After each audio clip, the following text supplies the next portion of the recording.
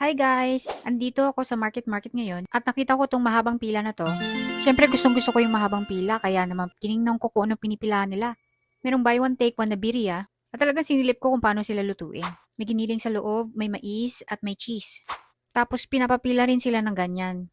Sabay pipritusin. Ito pala yung mga ibang menu nila. Bali ang in-order ko lang is buy one take one na birria at saka Cajun fries. At habang nag-aantay ako ng pila, talaga namang takam na ako sa itsura ng mga yan.